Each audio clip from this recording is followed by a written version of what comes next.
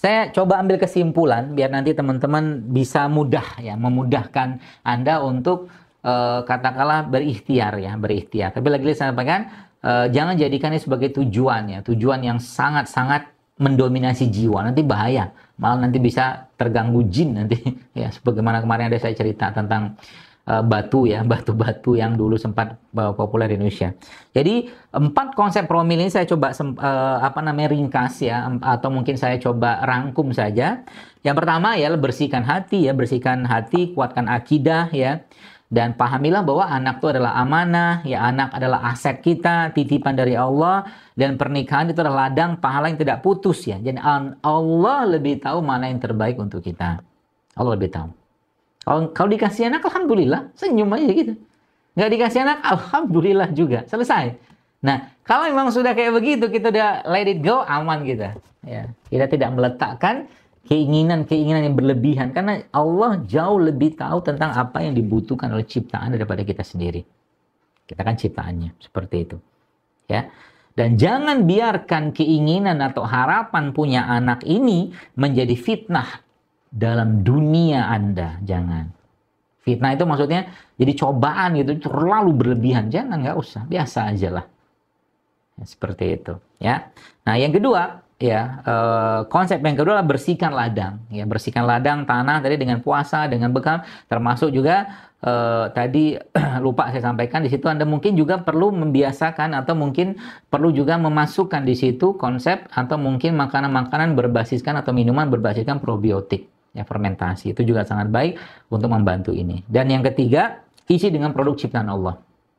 Ya, halal thayyib ya, tidak berlebihan, rempah rimpang ya, ada kurma ya, lemak-lemak yang baik seperti zaitun, mungkin juga di kacang-kacangan itu ya, bisa Anda pakai ya, seperti itu.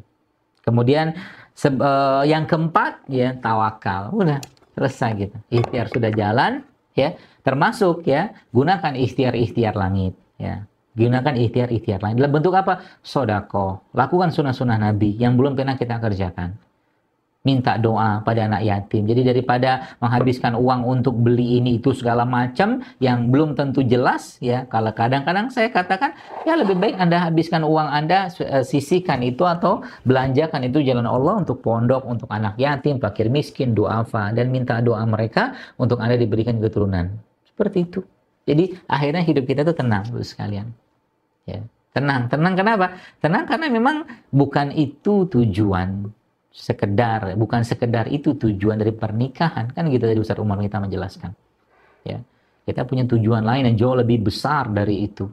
Ya, maka beberapa poin-poin ini bisa Anda pakai, ya, dan insya Allah ikhlaskan niat karena Allah, ya, dan goal akhirnya, kalaulah nanti punya anak, maka Anda atau kita sebagai orang tua harus mengambil tugas atau amanah yang sudah Allah sampaikan atau firmankan dalam Al-Quran berkaitan dengan mendidik anak. Yaitu apa? Yaitu doa yang sering kita baca atau kita dengar. Rabbana hablana min azwajina wa zurriyatina qurrata a'yun waj'alna lil muttaqina imama.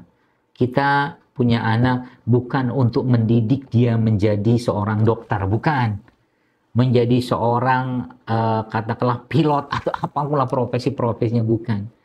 Kita diberi amanah oleh Allah untuk mendidik anak kita menjadi pemimpin. Itu menjadi pemimpin.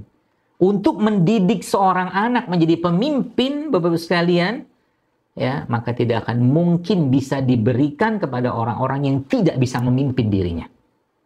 Tidak akan bisa. Memimpin dirinya dia nggak bisa, gimana mau dikasih anak? Gitu. Allah memberikan itu karena Allah jauh lebih tahu daripada kita. Ya.